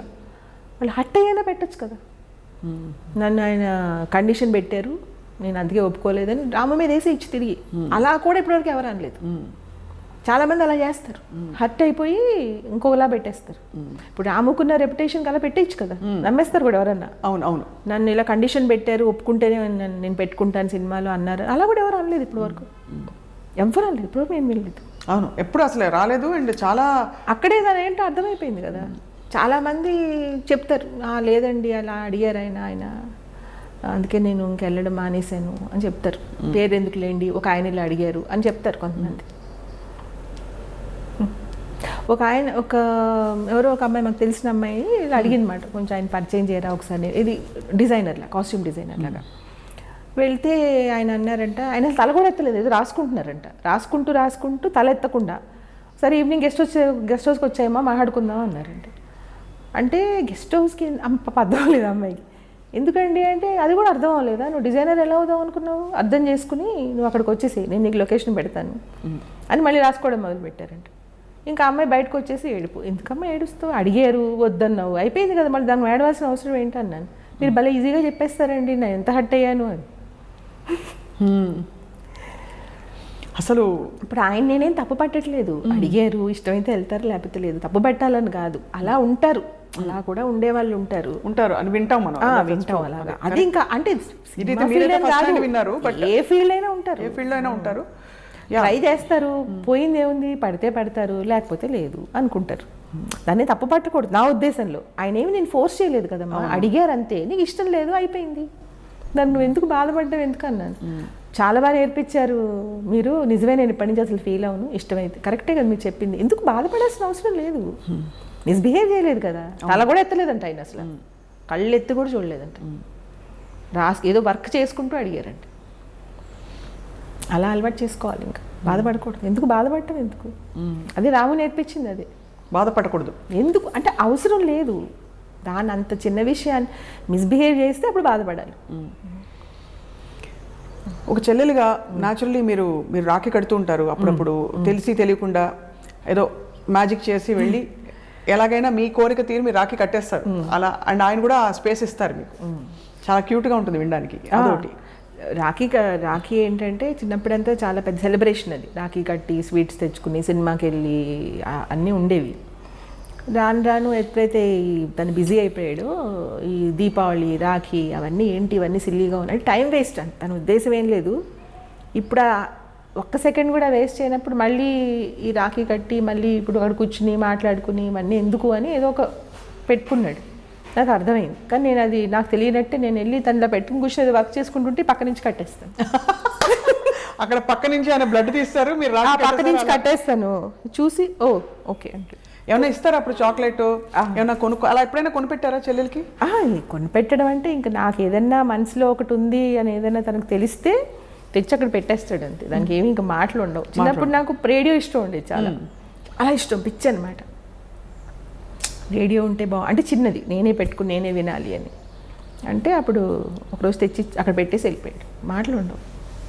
అదేమో ఒకరోజు పడిపోయి ఇరిగిపోయింది. నేను ఏడుపు అంటే ఒక 11-12 ఇయర్స్ ఏజ్లో పడిపోయి ఇరిగిపోయింది, పాటలు రావు అని ఇప్పుడు వచ్చి చెప్పాడు. ఇరిగిపోతే రిపేర్ చేసుకోవాలి, ఏడిస్తే అది అతుక్కోదని చెప్పాడు. అంటే కానీ అప్పుడు నాకు అంత అది అర్థం చేసుకుని ఏడవకూడదని తెలిసి అంత ఏజ్ అప్పుడు అంత లేదు. తీసుకెళ్ళి మళ్ళీ దాన్ని రిపేర్ చేయించి తీసుకొచ్చి అక్కడ పెట్టాడు. పెట్టేసి పాటలు వింటూ ఉంటే ఒకరోజు ముగ్గురం కూర్చుని వింటున్నాం అన్నమాట. ఉంటే సుశీల్ గారి పాట వస్తుంది. వస్తూ ఉంటే అన్నాడు, ఏంటి రేడియోలోంచి హనీ అన్నాడు అన్నమాట. రేడియోలోంచి హనీ వస్తుందని ముగ్గురు దగ్గరికి వెళ్ళిపోయి దాన్ని నేను కూడా ఇద్దరు వైపు చూస్తుంటే రేడియోలోంచి తేనె గారుతున్నట్టుంది సుశీల్ గారు పాడుతుంటే అన్నాడు. అంత ఇష్టం అంత అంటే అలాంటి స్టేట్మెంట్స్ చాలా ఇచ్చేవాడు. అలాంటి స్టేట్మెంట్స్ చాలా ఉండేవి. అంటే చాలా ఆశ్చర్యం కలుగుతుంది విజయ్ గారు నిజంగా. ఆయనకుండే మెమరీ. ఎప్పుడో వచ్చిన పాటలన్నీ ఫుల్ కంటత మొత్తం పాడేస్తారు, రాగయుక్తంగా పాడతారు, తాళం ఉంటుంది, లిరిక్ తప్పుపోదు. నాకు బోర్ అన్న పాటలు కూడా మొత్తం పాడేస్తాడు. బోర్ అని కొన్ని పాటలు, అబ్బా నాకు నిద్ర వస్తుందా పాట వింటే అంటాడు కదా, ఆ పాట కూడా మొత్తం పాడేస్తాడు. ఎప్పుడైనా స్వప్నం ఒక్కటి గుర్తుపెట్టుకో, నువ్వు మర్చిపోయానన్న మాట ఏదైనా వాడితే అది శుద్ధ అబద్ధం. మరుపు అనేది లేదు. మర్చిపోయాను అంటే ఇంకా ఆ టాపిక్ వద్దు వదిలేద్దామని చెప్పడం అంతే. అంతేనా? అంతే, ఖచ్చితంగా. అదైతే నేను గ్యారంటీ చెప్పగలుగుతాను. మరుపు అనేది ప్రసక్తి లేదు. ఒక బుక్ అంటే మొత్తం చెప్పేస్తాడు. గాడ్ ఫాదర్ బుక్ మొత్తం పేరా వైజ్ మొత్తం ఏదైనా ఒక్కసారి చూస్తే వచ్చేస్తుంది. ఇప్పుడు బ్యాడ్ స్టూడెంట్ అని చెప్తాడు కదా, బ్యాడ్ స్టూడెంట్ అంటే అది చదవలేకపోవడం కాదు, ఆ లెక్చరర్స్ చెప్పింది నచ్చకో, ఆ సబ్జెక్ట్ నచ్చకో వదిలేయడం తప్ప బుక్ అదేదో రోబోలో రజనీకాంత్ చదివినట్టు ఇలా చదివేస్తే వచ్చేస్తుంది మొత్తం. అంతే. ఇలా అంటాడు కదా, అలా అది మర్చిపోవడం అనే క్వశ్చన్ లేదు. అతనికి నచ్చలేదు అని చెప్పకుండా ఆ టాపిక్ కట్ చేయడానికి కారణం వెతుక్కోవడానికి మర్చిపోయాను. కానీ గ్రేటెస్ట్ థింగ్ ఏంటంటే విజయ్ గారు, మిమ్మల్ని చూస్తుంటే మీ ఫ్యామిలీ మీరందరూ చాలా ప్రేమలు, మనుషులు, అన్నీ కావాలి, పద్ధతిగా ఉండాలని. రాము గారేమో కొంచెం భిన్నంగా డిఫరెంట్గా ఒక పద్ధతిలో ఉంటానని డిక్లేర్ చేస్తారు. కానీ రెండు కలిసి ప్రయాణించడం అన్నది, ఈ రెండు ఆల్మోస్ట్ వేరు ప్రయాణాల్లాగా అనిపిస్తున్నాయి, బట్ కలిసి మీరు కొనసాగిస్తున్న తీరు మాత్రం వెరీ రిమార్కబుల్. అదేనమ్మా నేను చెప్తున్నాను. తను చెప్పేది ఏంటంటే ప్రేమ లేదు, మనుషులు వద్దు కాదు, ప్రేమ అనే పేరు పెట్టుకుని టైం వేస్ట్ చేయొద్దు అని. అది ప్రేమ పేరుతో టైం వేస్ట్ చేయకూడదు అనే ఉద్దేశంతో అనే మాటలు. నాకు ప్రేమ లేదు, నాకు మనుషులు వద్దు, అవి వద్దనే తప్ప, లేకపోవడం కాదు, మనుషులు వద్దనే కాదు, ఆ పేరుతో టైం వేస్ట్ చేయద్దు. డిస్కషన్లు, ఆర్గ్యుమెంట్స్ అవన్నీ అనవసరం కదా, ఇంట్లోనే ఉంటే ఏదో ఒకటి ఉంటుంది కదా, ఆ ఉద్దేశంతో వద్దు అంటాడు తప్ప, ఇప్పుడు తన టైప్లో తక్కువ మాట్లాడి తక్కువగా ఉండి ఎవరి పని వాళ్ళు చేసుకుంటూ ఉంటే అప్పుడు తనకి ఏం ప్రాబ్లం ఉండదు. తన పనికి అడ్డు రాకూడదు, వాళ్ళ పని మానేయకూడదు. అది ఈ పనికిరాని ఎమోషన్స్ తోటి అది తను చెప్పింది. అది ఎవరికి అర్థం కాదు, అర్థం చేసుకున్నారు. అర్థం కాదు ఎవరికి, నాకు అర్థం అవుతుంది. చాలా నేనే మాట్లాడిన ఒక్కొక్కసారి, తను ఒకవేళ టైం ఇచ్చినా కూడా నేనే మాట్లాడిన. నాకు తెలుసు, ఎందుకంటే తెచ్చిపెట్టుకుని మన కోసం టైం ఇస్తున్నాడు అనే ఫీలింగ్ నాకే వచ్చేస్తుంది ముందు. తన టైం వాల్యుబుల్ కదా. ఇప్పుడు ఒక 1 hour ఫ్లైట్ డిలే అంటే ఇంకొక కథ రాసేస్తాడు, ఇంకొక ప్రాజెక్ట్స్ రెడీ అయిపోతుంది తన ల్యాప్టాప్లో. అంత వాల్యుబుల్ మనిషిని మనం ఎవ్రీ సెకండ్ తనకి 1 second టైం వేస్ట్ అవ్వకూడదు అని చూసుకుంటున్నప్పుడు అది మనం కూడా చేయాలి కదా, మనం కూడా వేస్ట్ చేయకూడదు కదా. మీరు ప్రేమ చూపించే పద్ధతి అది. అర్థం చేసుకోవడం నాకు చాలా ఎవరి విషయంలోనైనా వాళ్ళు గ్రేట్ అవ్వడం కన్నా వాళ్ళు గ్రేట్ అని అర్థం చేసుకునే వాళ్ళు నాకు ఎక్కువ గ్రేట్. అర్థం చేసుకునే తెలివితేటలు ఉండాలి కదమ్మా, అది లేకపోతే ఇంకెందుకు. వాడు ఏదో మాట్లాడతాడు, వాడు ఏదో చెప్తాడు, వాడికి రాదు, వాడికి అమ్మాయిలు పిచ్చి, వాడికి సినిమాలు చేయడం రావట్లేదు, అలా ఏదో స్టేట్మెంట్స్ ఇచ్చేసినందుకు నాకేం కోపం రాదు. వాళ్ళకి అంతే అర్థమైంది, సరే వదిలేసి. ఇంట్లో వాళ్ళకే అర్థం అవుతుంది చాలామందికి. ఇప్పుడు నువ్వు మాట్లాడుతూ ఉంటే సెన్సిబుల్గా అనిపిస్తుంది. కొంతమందికి పాపం తెలియదు, కొంతమందికి అర్థం అవుతుంది, కొంతమంది ఏంటంటే మొత్తం వినరు. రామోయిజం ఎపిసోడ్ మొత్తం చూస్తే దాని ఏం చెప్తున్నాడో అర్థం అవుతుంది. నాకు పిల్లలు ఇష్టం లేదన్నాడు, చిచ్చి వీడిదే చూస్తామని ఆపేస్తే ఇంకంతే. పిల్లలు ఇష్టం లేకపోవడం కాదు, పిల్లలు ఉన్న మలాన కొన్ని పనులు అవ్వవు అందుకని పిల్లలు వద్దు తను చెప్పింది అది. ఇప్పుడు మొన్న ఏమన్నాడంటే ఈ వంట భోజనం ఇవన్నీ టైం వేస్ట్ కాబట్టి కిచెన్కి తాళం వేసేయమన్నాడు. మొన్న నా ఎదురుగుండానే మా బావ డాక్టర్ అనమాట, ఆయన అడిగాడు, బావ మనం అసలు టాబ్లెట్స్ ఏమి వస్తున్నాయి కదా వేసేసుకోవచ్చు కదా అందరూ, ఎందుకు ఇంక ఈ వంట గంట ఏమైనా ఆపేయచ్చు కదా అని అడిగాడు ఆయన ఒకరోజు. అది స్పేస్లోకి వెళ్ళే వాళ్ళు అవి వేసుకుంటారంట, అది ఎవరో చెప్పారంట. అడిగితే ఆయన అన్నారు లేదు లేదు అది వేసుకోకూడదు, అది మంచిది కాదు అన్నారు. అవునా సరేలేండి అయితే. అది కూడా ఎందుకు టైం వేస్ట్ అని, అది కూడా టైం వేస్ట్ ఎందుకు మళ్ళీ వండాడు, దాని బదులు ఇంకేమైనా మంచి పని చేయొచ్చు కదా. ఇప్పుడు తనకి ఎలా ఉంటుందంటే ఒక పని చేసి అది ఫ్లాప్ అయ్యి అది రూపాయి రాకపోయినా 10 ఏళ్ళు వేస్ట్ అయిపోయినా పర్వాలేదు, కానీ పని చేయాలి. అది పని చేస్తూ ఉండాలి. పని చేస్తూ ఏదైనా నువ్వు చెట్టుకు ఆకుల కోసం లెక్క పెట్టేసినా పర్వాలేదు, కానీ ఒక పనిలో ఉండాలి. మీ హ్యూమర్కి అసలు మీకుండే అండర్స్టాండింగ్ కెపాసిటీకి మీరు అసలు సినిమా ఇండస్ట్రీలో ఉంటే ఎలా ఉండేదో. అఫ్ కోర్స్ మీరు అర్లీగా పెళ్ళయింది అండ్ మీది రాజుల కుటుంబం అంటే ఏమనుకోకండి, కొంచెం కన్సర్వేటివ్గా. చాలా కన్సర్వేటివ్, ఖచ్చితంగా నచ్చదు, అది ఖచ్చితంగా నచ్చదు, అందులో డౌటే లేదు. ఎందుకంటే ఇప్పుడు ఇన్లాస్ మంచోళ్ళైనా వేరే వాళ్ళందరూ వచ్చి అంటారు ఏంటంటే మీ కాళ్ళు అలా మాట్లాడుతుంది అలా చేస్తుంది ఖచ్చితంగా అంటారు. సో చాలా కొంచెం ఇప్పుడు పర్లేదు, బట్ అంటే ఇప్పుడు పర్వాలేదు. ఇప్పుడు నా కొడుకు పెళ్ళి అయిపోయింది, నాకు ఏ కూతురు ఉంటే ప్రాబ్లం, అమ్మో వాళ్ళ ఇంట్లో ఇప్పుడు ఆ అమ్మాయిని కోడలుగా తెచ్చుకున్నాం అనుకో ఇప్పుడు ఎలాగా నన్ను భయపడతారు, కానీ నాకు ఆ ప్రాబ్లం లేదు కదా. అది బ్యూటీ. ఇప్పుడు చూడండి మీరు రామ్ గోపాల్ వర్మ గారి అంటే ఇవన్నీ ఛాలెంజ్ చేసే ఆ స్టేట్మెంట్లు వింటూ కూడా మీరు ఇంకా సమాజం పట్ల ఒక విధమైన అది గౌరవిస్తుంటున్నారు. అందరినీ గౌరవిస్తారు, నేను ఎవరిని ఏమనట్లేదు, అందరూ మంచోళ్ళు, ఎవరి అభిప్రాయం వాళ్ళది. అది అలా ఎలా అంటాం, ఎవరిష్టం వాళ్ళది, ఎవరి అభిప్రాయం వాళ్ళది. నేను నా అభిప్రాయం చెప్తున్నాను, నాకు అలా అంటే అర్థం చేసుకుంటే బాగుంటుంది కదా అనుకుంటాను. అది సో ఇప్పుడు అన్నయ్య కోసం రామోయిజం లాంటి ఒక సిరీస్ చేశారు, ప్రపంచానికి ఎన్నో విధాల. ఇప్పుడు మొన్న కాంతిరీసా గారి పుస్తకం కూడా చూశారు, అంటే అంతమందిని ఆయన కదిలించారు లోపల నుంచి. ఇప్పుడు ఒక మనిషి కదిలితేనే గారి పుస్తకం రాశారు. అవునవును. సో అది చూసినప్పుడు మీకు ఎలా అనిపిస్తుంది అంటే you're going in the same journey కాబట్టి ఆ టైంలో చాలా నచ్చుతుంది. అదే చెప్పాను కదా, నాకు హై వస్తుంది, హై. You feel wonderful. నాకు రాము సినిమా స్టార్ట్ అవగానే ఎవ్రీ బిట్ కొత్తదనం ఉంటుంది, ప్రతిదీ. అది బాగుందో బాగాలేదో ఎలా ఉన్నా కానీ బాగా గమనిస్తే ప్రతి ఫ్రేమ్లో కొత్తదనం ఉంటుంది, ప్రతి ఫ్రేమ్లో. అది చాలా హై వస్తుంది, అది చూసి అయ్యో వీళ్ళకి ఎందుకు అర్థం అవ్వట్లేదు అనుకుంటాను పక్కన వాళ్ళు చూసి. అలా అది చాలా నచ్చుతుంది. అది అంటే సీన్ రిపీట్ అయినా కూడా అందులో మళ్ళీ ఏదో వాళ్ళ బాడీ లాంగ్వేజ్లోనూ ఏదో ఒక కొత్తదనం ఉంటుంది, ఏదో ఒక హై వస్తుంది. ఆ విలన్ నడకో మాటో చూపో ఏదో ఒకటి. అందుకే విలన్స్ ఇష్టం, రాము సినిమాలో విలన్స్ చాలా నచ్చుతారు. అవును, విలన్లు రియల్గా ఉంటారు. అంటే విలన్లు ఒకటేలా ఉంటారు, హీరోలాగా అటు ఇటు మారరు, ఏడుస్తూ ఉంటారు కదా, ఇప్పుడు హ్యాపీగా ఉంటారు. అవును, అంటే వాళ్ళ లైఫ్ హ్యాపీగా ఉంటుంది, వాళ్ళు తప్పు చేసినా కూడా వాళ్ళైతే సంతోషంగా ఉంటారు. హీరో ఏంటంటే మంచిగా ఉండి ఎప్పుడు ఏడుస్తూ ఉంటాడు, నన్ను ఎవరు పట్టించుకోవట్లేదు, నాకు కష్టాలు. హీరో ఏంటంటే ఎవరిని పట్టించుకోడు, విలన్ ఎవరిని పట్టించుకుంటాడు కాబట్టి హ్యాపీగా ఉంటాడు, వాడు అనుకునేది చేస్తాడు. లాస్ట్లో చచ్చిపోయినా పర్వాలేదు, ఉన్నన్నాళ్ళైతే హ్యాపీగా ఉంటాడు. అది బాహుబలిలో రాణాలాగా. అది రాణా లైఫ్ అంతా బాగుంది కదా, లాస్ట్లో 4 దెబ్బలు తిని చచ్చిపోయాడు. కానీ పాప హీరోకి అన్ని కష్టాలేగా, 25 ఏళ్ళు వాళ్ళ అమ్మ జైల్లో, వాడు అక్కడెక్కడో అడవిలో. ఇప్పుడు ఇందుకే మరి రాము గారు విలనా హీరోనా లైఫ్లో? జనరల్గా రాము హీరోయే, కానీ కష్టాలు పడ్డారంటారా? కష్టాలు పడలేదు, కష్టాలు పడని హీరో. అలా ఉండాలి హీరో అంటే. నా ఉద్దేశం ఏంటంటే అలా ఉండాలి, హ్యాపీగా తను అనుకున్నది చేయగలగడం అంటే ఇంకంతకన్నా ఏముంటుంది, హ్యాపీ. అదే సక్సెస్ అని చెప్తుంటారు, అదే సక్సెస్, అదే హ్యాపీ. పైగా తను జెన్యూన్ కదా, నాటకం ఏముండదు, నిజం. అవును నేను అంతే. ఇప్పుడు వాళ్ళ డివోర్స్ అయినా కూడా ఎప్పుడు ఆ రోజు నుంచి ఈ రోజు వరకు ఎందుకు అంటే నేను బ్యాడ్ హస్బెండ్, తను మా కరెక్ట్ వైఫ్ అని చెప్పేస్తాడు. ఇంట్లో అదే చెప్పాడు, బయట అదే చెప్తాడు, తనతో అదే చెప్పాడు, ఎప్పుడు ఒకటే స్టేట్మెంట్, ఏమీ చేంజ్ ఉండదు అందులో.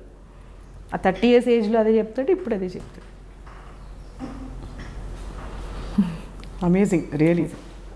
తను చాలా చాలా సిస్టమేటిక్, చాలా గ్రేట్, చాలా డీసెంట్. ఎప్పుడు మనసు కష్టమే లేదా విజయ్ గారు? అంటే వాళ్ళిద్దరి గురించి కావచ్చు, కుటుంబంలో అయ్యో ఇలా ఉంటే బాగుండేది కదా. కష్టం వేస్తుంది, చాలా కష్టం వేస్తుంది. ఎందుకంటే నాకు తెలుసు కదా వాళ్ళిద్దరు చాలా మంచోళ్ళు, చాలా ఇష్టపడి చేసుకున్నారు. మళ్ళీ తర్వాత వాళ్ళిద్దరు వేరే పెళ్లి చేసుకోలేదు. చాలా చాలా అనిపిస్తుంది డెఫినెట్గా. కానీ నేను వాళ్ళిద్దరిని మిస్ అవ్వలేదు. వాళ్ళిద్దరూ దూరం అయినా నేను తనతోనే ఉన్నాను ఎప్పుడు. రాముతో ఉన్నాను, తనతో ఉన్నాను. నేను మిస్ అవ్వలేదు. తను ఎక్కడికి వెళ్ళలేదు, ఇక్కడే ఉంది. తర్వాత ఇప్పుడు ఏమంటుందంటే తను నాకు రాము లేడు అనేది తప్ప నాకు చాలా బాగుంది లైఫ్. మా ఇంట్లో వాళ్ళందరూ, మా తమ్ముళ్ళు అందరూ మంచోళ్ళు. మిమ్మల్ని నేను ఎప్పుడూ వదులుకోలేదు. అందరం కలిసే ఉన్నాం. మంచి పాప, మంచి అల్లుడు. సో నా లైఫ్ బాగుంది. నాకు ఎప్పుడు ఆ ప్రాబ్లం రాలేదు. తను కూడా చాలా డీసెంట్. ఎప్పుడు ఏమీ రాంగ్ స్టేట్మెంట్స్ ఇవ్వదు. చాలా సెన్సిబుల్ అండ్ చాలా సెన్సిబుల్, రెస్పెక్ట్ఫుల్ అండ్ చాలా రెస్పెక్ట్. అంటే ఒక ఫ్యామిలీలో హార్మనీ ఎలా ఉండొచ్చో చూస్తుంటే అనిపిస్తుంది. ఫ్యామిలీలో అంటే ఎవరి దారి వారు ఎంచుకున్నా కూడా అందరూ ఎక్కడో మనసులో కలిసే ఉన్నారు. అది చూసి అన్నయ్య కోసం మీకు ఏమన్నా విషెస్ ఉన్నాయా? ఇలా ఇంకా ఇది చేస్తే బాగుండు, ఇలాంటి సినిమా తీస్తే బాగుండు అని కానీ, తను ఇలా సెటిల్ అవుతే బాగుండు అని కానీ. బికాజ్ రాము గారు ఎక్కడ సెటిల్ అవ్వరు. గోవాలో ఉంటారు, కట్ చేస్తే వరంగల్లో ఉంటారు, మళ్ళీ దుబాయ్ అంటారు, ఇంకోటి అంటారు. అది నాకు అలా ఎప్పుడు అనిపించింది స్వప్న. ఎందుకంటే రీజన్ ఏంటంటే తను చాలా సింపుల్ లైఫ్. అంటే ఇప్పుడు కింద పడుకోగలడు, నడిచి వెళ్ళిపోగలడు, ఫుడ్ లేకుండా ఉండగలడు, నిద్ర లేకుండా ఉండగలడు, ఎవరు లేకపోయినా ఉండగలడు. ఎంత సింపుల్ లైఫ్లోకైనా వెళ్ళిపోగలుగుతాడు. ఇప్పుడు ఏ సినిమా ఎలా అయినా తీసేయగలుగుతాడు. నాకు ఇలాగే సినిమా ఉండాలి, ఇలాంటి లైఫ్ ఉండాలి, నాకు వెనకాల సెక్యూరిటీ ఉండాలి, నేను ఇలాంటి బెడ్ ఉండాలి, ఇలాంటి ఫుడ్ ఉండాలి, ఏ కోరిక ఉండదు. చాలా ఇప్పుడు బయటకు వచ్చి కారు రెడీగా లేదనుకో, ఆటో ఎక్కేస్తాడు, ఆటో లేకపోతే నడిచి వెళ్ళిపోతాడు. అసలు ఏం ఉండదు యోగిలాగా. అనుభూతున్నాను. కానీ యోగిలకి, ఋషులకి కోపాలు ఉంటాయి. కోపం వస్తుంది వాళ్ళకి అనుకున్నది ఆ పని అవ్వకపోతే. దానికి కోపం కూడా రాదు. ఓహో ఇది అవ్వలేదా, సరే అప్పుడు నెక్స్ట్ ఇంకో పని ఏంటి చూ. ఎప్పుడు కోపం వస్తుందంటే ఎవరైనా ఇప్పుడు వాళ్ళకి ఈ టైంకి వర్క్ ఇచ్చేయాలి అనుకుంటే అప్పుడు కోపం వస్తుంది. అంటే వాళ్ళని ఇబ్బంది పెడుతున్నామని తప్ప తనైతే తనే చేసేసుకుంటాడు. వెళ్ళిపోయి ఆ పని తనే చేసేసుకుంటాడు. ఎడిటింగ్, కెమెరా వర్క్ కూడా చేసేసుకుంటాడు. వాళ్ళు ఒకవేళ టైంకి రాకపోతే తప్ప అసలు ఎలాగైనా బతికేయగలుగుతాడు. అందుకే నాకేం వరి అనిపించదు ఇప్పుడు. అమ్మో రాము ఈ ఫుడ్ తినలేడేమో, ఇలా పడుకోలేడేమో, ఇలా ఉండలేడేమో అంటే అప్పుడు భయం వేస్తుంది కదా. అవును, అమ్మో రేపు లైఫ్ ఏంటి అని. అలా ఎలా అయినా బతికేస్తాడు, ఎలా అయినా ఉండిపోతాడు. దానికి పని ఉండాలి అంతే. దానికి ఇష్టమైన పని ఉండాలి అంతే. ఈ మనిషి నచ్చలేదు, ఈ మనిషి ఇలా ఉన్నాడు, అక్కడ సరిగ్గా సర్దలేదు, అక్కడేమో ఇలా ఉంది, నా కార్ టైంకి రాలేదు, అలాంటివి ఏ ఉండవు, అస్సలు ఉండదు. దాదాపు అంటే కొంచెం క్లోజ్గా అబ్జర్వ్ చేస్తే మాకు కొంతమందికి తెలుసు, అంటే ఇలా అసలు కోపం రాదు అన్న విషయం గమనిస్తుంటాం. ఎప్పుడు చిరాకు పడడం చూడలేదు. దాని ఒక ఏదైనా ఎప్పుడైనా అలాంటి సందర్భం వచ్చినా కూడా దాన్ని ఫన్నీగా, హ్యూమరస్గా మార్చేసి ట్విట్టర్లో ఏదో పెట్టి ఫోన్ చేసి బాబు దయచేసి నీ కాళ్ళు పట్టుకుంటాను, నాకు తొందరగా పంపించని చెప్తాడు. అవును, అలాగే రాలేదనుకో దయచేసి. అవును. ఇప్పుడు నరేంద్రాచారి నా మీద బుక్ రాస్తున్నాడు, which is going to be released after my death అని చెప్తాడు. అని అన్నారా? అని చెప్తాడు ఎవరితో పరిచయం చేసినప్పుడు నరేంద్రని. నరేంద్ర చాలా సీరియస్గా తీసుకుంటాడు, కానీ తనకు ఫన్ సీరియస్ ఎవరికి తెలియదు. కానీ దాన్ని లైట్ చేసి ఒక పాయింట్ కానీ చాలా మంది చచ్చిపోయారు. ఆ బుక్ రిలీజ్ అయ్యే లోపల చాలా మంది చచ్చిపోయారు, అది నిజం. అయ్యో, తప్పకుండా. అంటే రాము గారి గురించి బుక్ రాయడం సామాన్యమైన విషయం కాదు. మామూలుగా రాయొచ్చు, అవునవును, బట్ అన్ని వెలికి తీసి ఒక మనం సంతోషంగా ఉండాలి మన ప్రోడక్ట్ తోటి. అంత స్థాయి రావడానికి టైం పడుతుంది. అవును, డెఫినెట్గా. నేను ఫన్ కోసం అంటాను, కానీ నాకు తెలుసు నరేంద్ర చాలా ఎఫిషియెంట్. ఇంకా లోతుకి వెళ్ళిపోయాడు, ఇంకా ఎక్కడికో లోతుకి. రాము ఎంత లోతుకి వెళ్ళిపోయాడో తను కూడా అంత లోతుకి వెళ్ళిపోయి అక్కడి నుంచి పుట్టిన సెకండ్ నుంచి ఇప్పటి వరకు ఎవ్రీ బిట్ క్యాచ్ చేశాడు. చాలా బాగా క్యాచ్ చేశాడు. అదైతే ఉంది. అవును, అందుకని అది ఎన్ని ఇయర్స్కి వచ్చినా వర్త్. అదైతే ఉంది. చాలా బ్యూటిఫుల్గా ఉంది. సో మరి రాము గారి దర్శక వారసత్వం ఎవరికైనా వస్తుందంటారా మీరు? నాకైతే ఎవరు అనిపించట్లేదు. అంటే ఇంట్లో అమ్మని బయట అంటున్నా, ఇంట్లో కావచ్చు, బయట కావచ్చు. ఇంట్లో ఆఫ్ కోర్స్ ఫిల్మ్ మేకింగ్ అంటే ఉన్నారు మిగతా వాళ్ళు, కానీ అంటే ఎలా అనిపిస్తుంది అంటే నాకు దర్శక వారసత్వం అంటే ఇప్పుడు చాలామంది చాలా బాగా చేస్తారు, అది నిజం. చాలామంది చాలా బాగా చేసేవాళ్ళు ఉన్నారు. కానీ ఏదో ఒక్క సినిమా చేస్తే, ఒక సినిమా చాలా గొప్పగా చేస్తే మళ్ళీ వాళ్ళు చేయడానికి ఒక 5 ఏళ్ళు 10 ఏళ్ళు అలా పట్టేస్తుంది. ఇంకొక గొప్ప సినిమా రావచ్చు, చాలా గొప్ప సినిమాలు రాము కంటే చాలా బాగా చేసిన వాళ్ళు చాలామంది ఉంటారు, అలా ఉండరని నన్ను. కానీ ఇలా తను ఎక్స్పెరిమెంట్ చేసినట్టు 4 రోజుల్లో సినిమా తీసేసి అది మళ్ళీ ఏమైనా మళ్ళీ అలాగే తీసేసి మళ్ళీ ఎవరెంత మొత్తుకున్నా మళ్ళీ అలాగే చేసేసి ప్రతి నిమిషం తను ఒక ట్రైలర్ని డిజైన్ చేసేస్తాడు, ఒక పబ్లిసిటీని డిజైన్ చేసేస్తాడు. ఒకసారి వచ్చిన డిజైన్ మళ్ళీ రాదు. తన స్టేట్మెంట్స్ కానీ డిజైన్ కానీ పబ్లిసిటీకి మళ్ళీ పబ్లిసిటీ ఉంటుంది. అవును, అలా అయితే ఎవ్వరు రారనుకుంటున్నాను నేను, నాకు తెలిసి. ఏమన్నా వస్తే రాము మనవరాలు ఏమన్నా రావాలి మళ్ళీ, అంటే సినిమా ఫీల్డ్లో అని కాదు, ఏదో ఆ టైప్లో, ఇంకా ఏదో ఒక అద్భుతం చేయాలి, ఏదో ఒక అద్భుతాలు, ఇలా ప్రతి నిమిషం అద్భుతం, ఎవ్రీ సెకండ్ ఒక అద్భుతం ఉంటుంది, ఎవ్రీ సెకండ్. అలా నిజంగా అలా అయితే నేను ఇంతవరకు ఎవరిని చూడలేదు. ఇంపాసిబుల్ అలా. ఎప్పుడైనా అదే మీరు ఒకసారి ఇప్పుడు నువ్వు అన్నావు, మీరు ఆలోచించి ఎప్పుడు కూడా ఆలోచిస్తారు అని. అవును, అది నాకు చాలా కరెక్ట్ అనిపిస్తుంది. అవును, అంటే 2-3 ట్రాక్స్ నడుస్తుంటాయి, ట్రాక్స్ నడిచేస్తూ ఉంటాయి, సెకండ్ గ్యాప్ వస్తే మళ్ళీ ఇంకోటి ఏదో వచ్చేస్తుంది. అలా ఒక డైరెక్టర్ ఉట్టి డైరెక్టర్ అవ్వచ్చు కదా, అలాగే తీయచ్చు కదా అని అంటారు కదా. ఒక డైరెక్టర్ వేరే ఎందుకు అవ్వకూడదు? అన్నీ అవ్వచ్చు కదా, తనకు ఉంది కదా కెపాసిటీ, ఉన్నప్పుడు అవ్వచ్చు. ఇప్పుడు కంక్లూడ్ చేసేలోపు మిమ్మల్ని ఒక చిన్న ర్యాపిడ్ ఫైర్. ఓకే, అది మీరు ఒకటో 1 of the 2 చాలా క్లుప్తంగా చెప్పాలి సమాధానం, లేదా వన్ వర్డ్లో చెప్పాలి, సింగిల్ వర్డ్లో. రామ్ గోపాల్ వర్మ గారు ఫిల్మ్ డైరెక్టరా ఫిలాసఫరా? ఫిలాసఫర్, ఫిలిం డైరెక్టర్, అలా ఎలా ఒకటే ఎలా చెప్తాం? రెండు కరెక్టే కదా. రెండు కరెక్టే. చాలా గ్రేట్ డైరెక్టర్, చాలా గ్రేట్ ఫిలాసఫర్. రామ్ గోపాల్ వర్మ గారికి చెల్లెలు, అమ్మ, ఇవన్నీ బంధుత్వాలు ఉన్నాయా లేవా? ఉన్నాయి. రామ్ గోపాల్ వర్మ గారు మీకు నేర్పిన ఒక సూత్రం, లేదు అంటే మీరు చూసి నేర్చుకున్న ఒక సూత్రం? వరి అవ్వకూడదు. దానివల్ల ఉపయోగం లేదు. రామ్ గోపాల్ వర్మ గారు ఏ నగరంలో ఉంటే మీకు ఇష్టం? హైదరాబాద్. అది క్లారిటీ ఉంది, ఎక్కడున్నా పర్లేదులే, ఎక్కడ ఉన్నా ఏం చేసినా అని అలా కాకుండా మీ దగ్గరే ఉంది. చాలా ఇష్టం. రామ్ గోపాల్ వర్మ గారికి ఇష్టమైన కూర అంటే ఇలా బెల్లం కూరలు ఇష్టం, బెల్లం వేసి చేసిన కూరలు, తీకూరలు, తీపి కూరలు ఇష్టం. ఓకే. రామ్ గోపాల్ వర్మ గారికి మీరు ఎప్పుడు ఇంటికి వచ్చినప్పుడు ఇష్టంగా చేసి పెట్టే కూరగాయ? తనకి ఇష్టమైనవి అంటూ అలా అసలు ఏమి ఉండవమ్మా. ఫుడ్ దానికి తాలూకు ఇష్టాలు అనేది అసలు ప్రసక్తే లేదు. మనం ఏంటంటే చిన్నప్పుడు ఇష్టాలు గుర్తుపెట్టుకుని చేయడం అంతే. అంటే చిన్నప్పుడు అసలు ఆ టాపిక్ ఎత్తితే మొత్తం మూడ్ అవుట్ అయిపోతుంది. అవును, కాబట్టి అసలు నచ్చదు, ఆ సమస్య రాదు. And of course Ram Gopal Varma గారు ఫలానా స్టార్తో వర్క్ చేస్తే బాగుండు అని అనిపించే హీరో కానీ, లేదు ఫలానా హీరో రామ్ గోపాల్ వర్మ గారితో వర్క్ చేస్తే బాగుండు అని అనిపించే హీరో?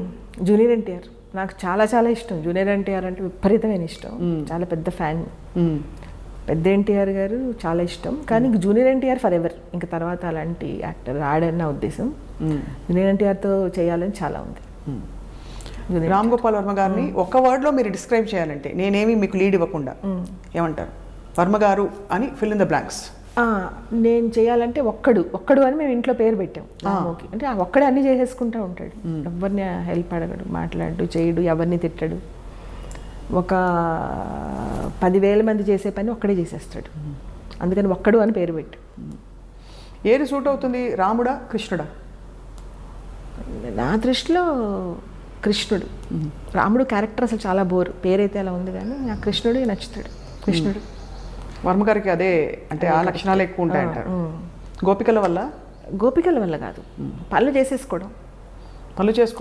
చేసుకుంటూ ఉంటాడు కదా. ఇంకా ఎక్కడికి వెళ్తే అక్కడ ప్రత్యక్షం అవుతాడు, చేసేస్తాడు, వచ్చేస్తాడు, ఎవరేమన్నా పట్టించుకోడు, హర్ట్ అవ్వడు, పనులు అయిపోతూ ఉంటాయి, ఎంజాయ్ చేస్తాడు లైఫ్. ఆ తత్వం ఎక్కువ ఉంటుంది. కష్టాలు పడి ఏదో నాకు కష్టాలు, నన్ను ఎవరు పట్టించుకోవట్లేదు, వెళ్ళమన్నారు అని ఏడుస్తూ, ఎంతసేపు ఆ భార్య దూరం అయిందని ఏడుస్తూ, పిల్లలు దూరం అయ్యారని ఏడుస్తూ, దానికన్నా అసలు నా భార్యను ఎలా తెచ్చుకుందామని కృష్ణుడు ఏంటంటే ఏం చేద్దాం, ఎలా మళ్ళీ కలుద్దామని ఆలోచిస్తూ ఉంటాడు. ఏదో ఒక తంత్రమో మంత్రమో చేసి తీసుకొచ్చేస్తాడు. అలా ఎంత బాగా అర్థం చేసుకున్నారంటే మీరు రాము గారిని. అవునా?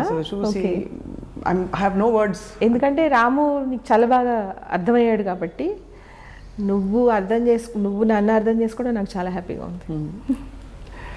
నిజంగా రామోయిజం వాజ్ అ వండర్ఫుల్ జర్నీ. అంటే ప్రపంచానికే ఆయన చెప్పిన ఫిలాసఫీ వినడానికి అక్కడక్కడ కటువుగా కొంతమంది కనిపించి ఏంటమ్మా నీకు వేరే వేరే ఏంటి పని లేదా ఈ ఇంటర్వ్యూలోనే చేస్తావని, లేదు పని కట్టుకుని చేస్తున్నాను ఈ ఇంటర్వ్యూ అని చెప్పి అందరికీ ఇది ఒక కైండ్ ఆఫ్ ఫిలాసఫీ అయింది ఇప్పుడు ప్రపంచానికి. యంగ్స్టర్స్ చాలా మంది కనెక్ట్ అవుతూ ఉంటారు. అవును, చాలా మంది అంటారు ఏంటండి అమ్మాయి అయి ఉండే అమ్మాయి అలాంటి డిస్కషన్స్ పెడుతుంది.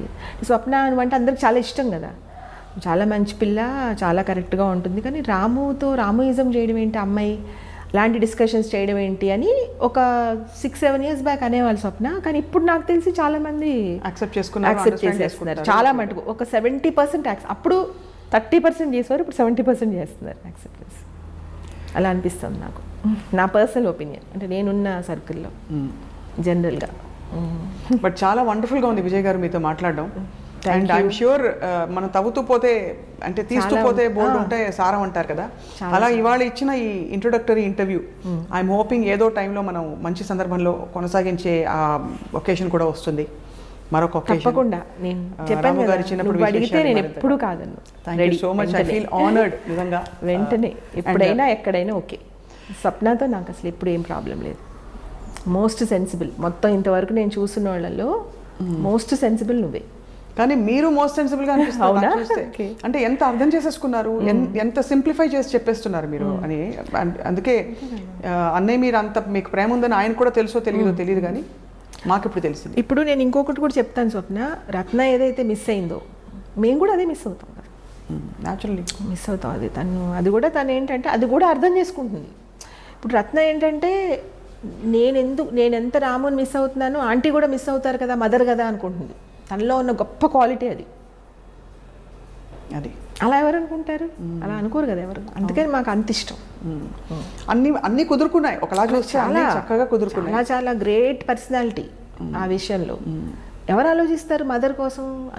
నేను మిస్ అవుతున్నాను అనుకుంటారు కానీ వాళ్ళ అమ్మగారు మిస్ అవుతున్నారు ఎవరు ఆలోచిస్తారా? అంటే అనేది సెపరేట్ అయ్యాక ఈక్వల్గా ఆలోచిస్తుంది. అయ్యో పాపం ఆంటీ ఎంతో ఫీల్ అవుతున్నారు, కనిపించలేదు, రాము వచ్చి ఇన్ని రోజులైంది పాపం అలా అనుకుంటుంది. అది నాకు చాలా చాలా అక్కడే నేను ఇంకా కనెక్ట్ అయిపోయాను చాలా. అందుకే నేను ఎప్పుడు బేస్ చూస్తాను స్వప్న. తర్వాత ఏం జరిగినా ఏమైనా మాట్లాడినా అయినా నాకు ఎక్కదు, పట్టుకోదు. వచ్చి ఏదైనా అనేసినా ఏదైనా ఆర్గ్యుమెంట్స్ వచ్చినా నాకు ఎందుకు రాదంటే నాకు బేస్ తెలుసు కదా వాళ్ళు ఎలాంటి వాళ్ళు, రాము అయినా రత్న అయినా ఎవరైనా. అందుకే నాకు అలా కోపం రాదు. అది యాక్చువల్లీ ఒక న్యూ పాసిబిలిటీకి మీరు తావిచ్చారు. మీరు రత్న గారు, రాము గారు అంటే మనం విడివిడిగా డిఫరెంట్ జర్నీస్ ఎంచుకున్నా కూడా కలిసికట్టు అంటే హార్మనీతో పరస్పర గౌరవంతో జీవించవచ్చు అనే ఒక చాలా బ్యూటిఫుల్ క్వాలిటీని పరిచయం చేశారు ప్రపంచానికి ఇవాళ ఇంటర్వ్యూ ద్వారా. బికాస్ ఇంట్లో విషయాలు బయట ఎవరికి తెలియదు. అవునవును, తెలియదు, ఎవరికి తెలియదు. మాకు అవకాశం ఇచ్చి మీ ఇంట్లోకి తొంగి చూసే అవకాశం ఇచ్చినందుకు I'm grateful to you. Thank you so much Vijay garu. And I look forward to చాలా సంతోషం స్వప్న, నువ్వు అర్థం చేసుకున్న విధానం అంటే రాముని చాలా బాగా అర్థం చేసుకున్నావు, నన్ను కూడా అర్థం చేసుకోవడం నాకు చాలా సంతోషంగా ఉంది. ఆల్వేస్ ఇది memorable interview for me. Thank you so much Vijay garu. And will catch up మళ్ళీ అతి త్వరలో. తప్పకుండా, ఎప్పుడంటే అప్పుడు నేను రెడీ. అండ్ మనసు నిండిపోయింది కాబట్టి ఇక చెప్పాల్సింది ఏమీ లేదు. Thank you all for watching. ఐ డ్రీమ్కి లైక్, షేర్ అండ్ సబ్స్క్రైబ్.